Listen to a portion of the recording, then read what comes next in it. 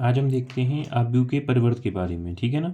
जैसे कि आव्यूह का परिवर्त ट्रांसपोज ऑफ ए मैट्रिक्स, यानी कि आव्यूह का परिवर्त ट्रांसपोज होता क्या है। जैसे कि अगर हमें कोई भी एक आव्यूह दिया हुआ है, ठीक है ना भाई, मैट्रिक्स, जैसे कि ये दिया है 2 3 4 5 1 0, ठीक है। अब एक बात बताओ, जैसे कि इसका ऑर्डर क्या है, 2 1 और 2, यानी कि 2 रो हैं और 3 कॉलम, यानी कि 2 पंक्ति और 3 स्तंभ हैं, ठीक है। अगर इस मैट्रिक्स का अगर हम ट्रांसपोज निकालेंगे तो इसकी पंक्ति को स्तंभ बनाएंगे, 2 3 4 और 5 1 0। तो यानी कि ये इसका क्या कहलाता है, आपका ट्रांसपोज, यानी कि ये कहलाएगा हमारा परिवर्त, ठीक है। तो यानी कि अगर पंक्तियों को स्तंभ में बदल दें और स्तंभ को पंक्ति में बदल दें तो वो हमारा क्या कहलाता है, उसका परिवर्त कहलाता है, ठीक है ना, ट्रांसपोज भाई। अब देखो यहाँ पे क्या करते हैं हम कि अगर इसका एक बार और फिर से डैश किया जाए, ए डैश का डैश करेंगे एक बार, ठीक है। तो यहाँ पे देखो इसका हम फिर से डैश करेंगे तो इस पंक्ति को फिर से स्तंभ बनाओ, इसको स्तंभ इसको स्तंभ, तो ये क्या हो जाएगा आपका, देखो 2 3 4 और यहाँ पे हो जाएगा तुम्हारा 5 1 0। तो इससे हमें क्या पता चला, यहाँ पे देखो ये इसकी प्रॉपर्टी भी होती है क्या, प्रॉपर्टी ऑफ ट्रांसपोज मैट्रिक्स, है ना।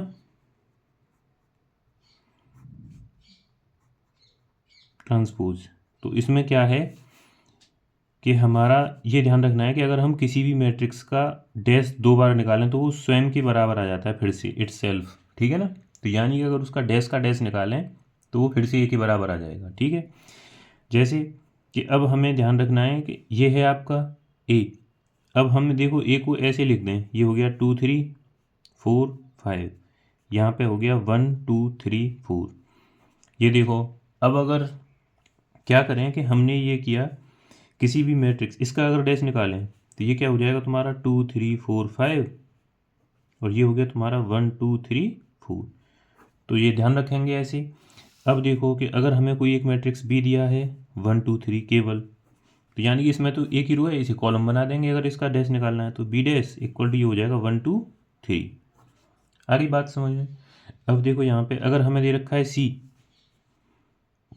1 2 3, अगर हमें इसका डैश निकालना है तो ये हो जाएगा आपका 1 2 3, यानी कि कॉलम को रो में और रो को कॉलम में चेंज कर देते हैं, ठीक है, पंक्ति को स्तंभ में और स्तंभ को पंक्ति में, ठीक है भाई। अब देखो जैसे कि अगर ये कोई आपका एक मैट्रिक्स है ए, यहाँ पे लिख दिया हमने ए, ये हो गया 2 3 1 0, ठीक है। अगर हम इसमें मल्टीप्लाई करते हैं 2 का या फिर कोई भी कांस्टेंट ए का, है ना, तो यहाँ पे देखो आपने मल्टीप्लाई किया, ये हो जाएगा 4 6 2 और 0, यानी कि आप व्यू में किसी भी संख्या से मल्टीप्लाई करेंगे तो उसके सारे एलिमेंट में मल्टीप्लाई हो जाती है वैल्यू। अब हम इसका डैश करें, इसका ट्रांसपोज, ठीक है, तो ये हो जाएगा 4 2 6 और 0। या फिर एक बात देखो इधर कि अगर हम किसी ट्रांसपोज ए मैट्रिक्स का ट्रांसपोज निकालें तो ये हो जाएगा तुम्हारा 2 1 6 3 और 0। अब इसमें मल्टीप्लाई करें 2 का तो ये हो जाएगा तुम्हारा 4 2 6 और 0। तो देखो ये दोनों वैल्यू बराबर आई हमारी 4 2 6 0, ठीक है। तो हम देखो इसमें कि पहली प्रॉपर्टी थी कि अगर किसी ट्रांसपोज का फिर से ट्रांसपोज निकालें तो वो खुद के बराबर आएगा।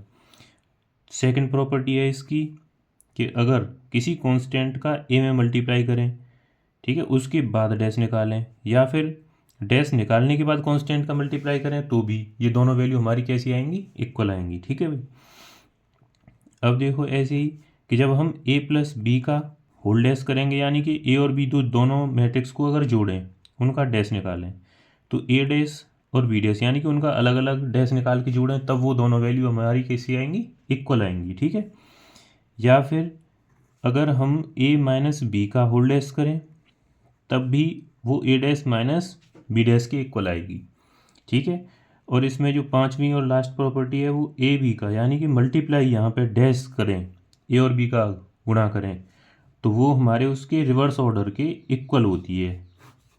आगे बात समझ में। तो ये हमारी होती है इसकी प्रॉपर्टी ट्रांसपोज की, यानी कि परिवर्त की प्रॉपर्टी होती है, ठीक है भाई।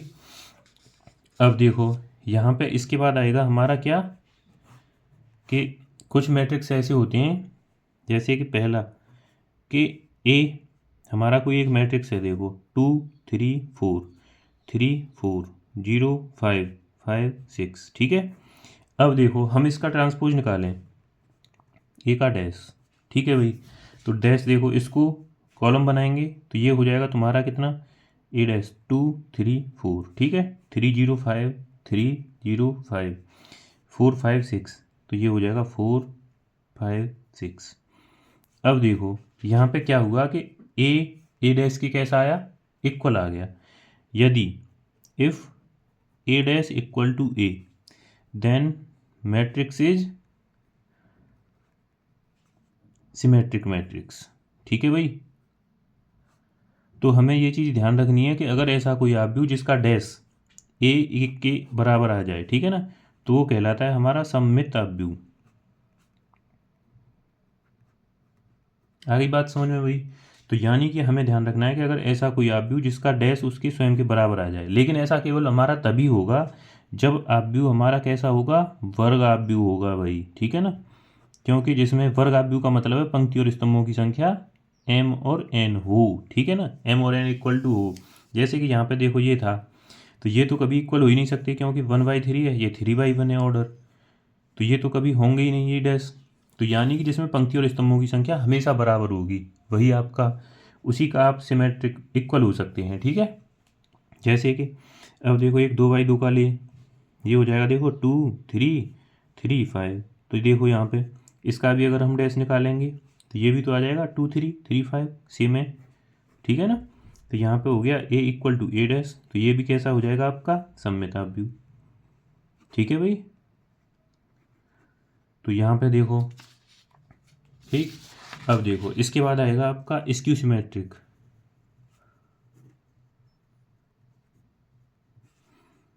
मैट्रिक्स, ठीक है भाई। इसका मतलब है विषम सममित आव्यूह, विषम सममित आव्यूह। अब देखो ये क्या होता है हमारा, कि जैसे कि अगर कोई भी एक आव्यूह है ए, जैसे लिखा हमने 0 2 3 -2 -3 0 -5 5 और 0, ठीक है। अब देखो इसका लिखा हमने ए डैश निकालते हैं इसका, ठीक है, ए डैश यानी कि इसको कॉलम बनाएंगे तो ये 0 2 3, फिर इसको बनाएंगे -2 0 -5, फिर इसको बनाएंगे तो -3 5 और 0। अब एक बात बताओ, यहाँ पे चेक करो, ये ए है ये ए डैश है, बस इसमें देखो थोड़ा बहुत चेंज आया होगा, ये 0 है ये 2 है ये -3 है, तो ये -2 -3, यहाँ पे -2 यहाँ पे 2 0 0 -5 5। हमने ये चेक किया कि इन दोनों में केवल माइनस का अंतर है, ठीक है ना। तो हम क्या करेंगे कि अगर ए, इसमें से अगर हम माइनस कॉमन ले लें, है ना, ए डैश इसमें से आपने माइनस कॉमन लिया तो ये हो जाएगा 0 2 3 -2 0 -5 और ये -3 5 और 0। तो यानी कि ये देखो वैल्यू किसकी इक्वल आ गई, ए के। अगर ए डैश आपका -a के इक्वल आ जाए, ठीक है भाई, तो ऐसा आव्यूह क्या होता है आपका, विषम सममित आव्यूह, विषम सममित आव्यूह। आ गई बात समझ में भाई। Skew symmetric matrix, skew symmetric matrix, ठीक है ना, याद रखेंगे। अब एक बात इसकी जो खास बात है ना विषम सममित आव्यूह की, इसकी जो डायगोनल एलिमेंट हैं विकर्ण के अवयव, ये हमेशा 0 होते हैं, ये आपको ध्यान रखनी है। जैसे कि 2/2 का ले लो, एक 0 -2 और यहाँ पे -2 और 0 कर दो, ये नहीं होगा, लेकिन यहाँ पे देखो इनका चिन्ह बदल जाना चाहिए, तभी तो ये -2 है तो ये +2 होना चाहिए। इसका जब ए डैश करेंगे तो ये हो जाएगा 0 -2 हो जाएगा प्लस, ये हो जाएगा माइनस, तो ये हो जाएगा देखो ए इक्वल टू, इसमें से माइनस कॉमन ले लेंगे तो a equal to a dash equal to -a हो जाएगा, ठीक है। अब देखो यहाँ पे हमें एक प्रॉपर्टी और याद रखनी है, क्या इम्पोर्टेंट है ये, ठीक है ना, 5 नंबर में लिखा पूछा जा सकता है आपसे। ये हो जाएगा हमारा कि प्रत्येक वर्ग आव्यूह को एक सममित तथा एक विषम सममित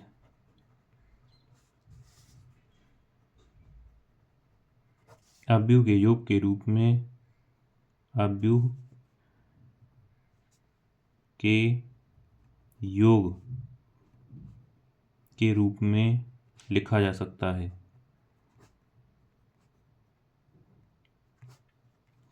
ठीक है ना।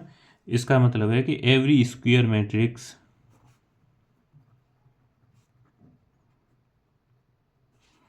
Can be written as sum of symmetric and skew symmetric matrix.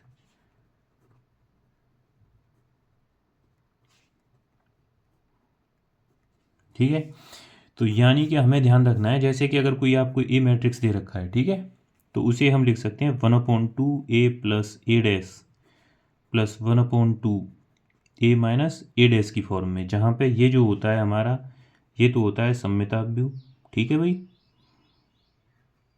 और ये जो होगा वो हो जाएगा विषम सममिताभ्यु। ठीक है,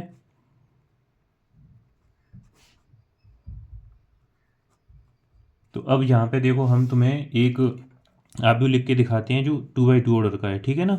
तो 3/3 का 2 या 2/2 या 3/3 के आ सकते हैं आपके एग्जाम में, ठीक है। तो दोनों में से आएगा तो कोई भी एक 5 नंबर में आ सकता है या 2 में भी, ठीक है। तो यहाँ पे देखो ये दे रखा है आपको 2, 3, 5 और ये 6, ठीक है। अब ये देखो ये जो दे रखा है हमें, ना तो ये सममिताभ्यु ना विषम सममित, केवल एक वर्गाभ्यु है, क्योंकि हमें पता चल रहा है कि इसका ऑर्डर 2/2 है, तो वर्ग है m=n। तो हम क्या करेंगे कि इसका डैश निकालेंगे सबसे पहले, ठीक है। डैश निकाला तो ये हो जाएगा 2, 5, 3 और 6, यानी कि इसको ऐसे लिखेंगे, इसको ऐसे, ठीक है। ये हो गया डैश। अब देखो a प्लस ए डैश निकालना है आपको, तो यहाँ पे हो जाएगा a plus A dash. Add करो भाई करेस्पॉन्डिंग एलिमेंट, यानी कि संगत अवयव जोड़े जाते हैं। 2 + 2 4, 3 और 5 8, 5 और 3 8, 6 और 6 12, ठीक है भाई। अब देखो इसमें देखो 2 से डिवाइड हो रहा है, तो इसका मतलब है कि 1/2 करना है आपको, ठीक है ना। 1/2 A प्लस ए डैश, तो यानी कि इसके अगर सारे एलिमेंट में डिवाइड हो रही है, वैल्यू कट रही है तो काट दो, है ना। तो ये हो जाएगा 2, ये हो गया आपका कितना 4, ये 4 और ये 6। आ गई बात समझ में। अब देखो हमें क्या निकालना है, a माइनस ए डैश। यहाँ पे देखो a minus A dash, 2 - 2 0, 3 - 5 minus के 2, 5 - 3 2 हो गया, और 6 - 6 0 हो गई, ठीक है भाई। अब देखो यहाँ पे करना है आपको 1/2 A माइनस ए डैश, यानी कि 2 से डिवाइड करना है। ये हो जाएगा देखो 0 -1 1 और 0। अब एक बात बताओ, यही तो चीज़ चेक करनी थी कि सममित 2 4 चेंज करेंगे तो देखो इसको 2 4 ऐसे आएगा, 4 6 ऐसे आएगा, तो देखो इसका भी डैश करेंगे तो ये सममित है।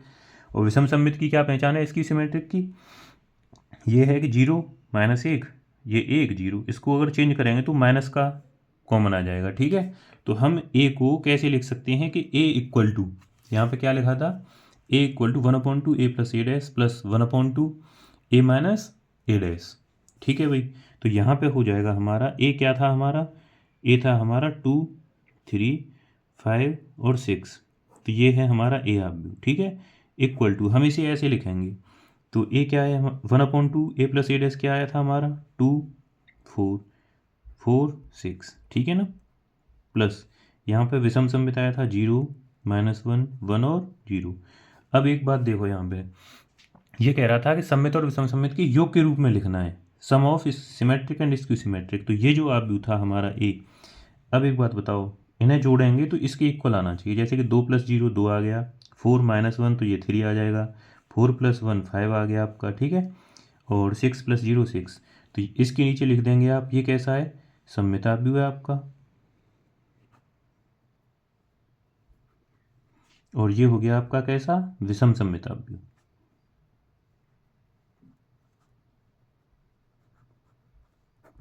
ठीक है भाई, तो ये चीज़ आपको याद रखनी है, ये इम्पोर्टेंट रिजल्ट है आपका। प्रत्येक वर्गाभ्युह को एक सममित तथा विषम सममिताभ्युह के रूप में लिखा जा सकता है। तो यहाँ पे ये चीज़ इम्पोर्टेंट है, आपको याद रखना है, ठीक है। तो ये 3/3 का यानी कि 3/3 ऑर्डर का भी आ सकता है, और 2/2 का भी। 2/2 का आएगा तो कम में आएगा, है ना, नहीं तो ये 3/3 का आ गया तो वो 5 मार्क्स का आएगा, 5 अंक का, ठीक है। तो यहाँ से आपके 5 नंबर हो जाएंगे पूरे।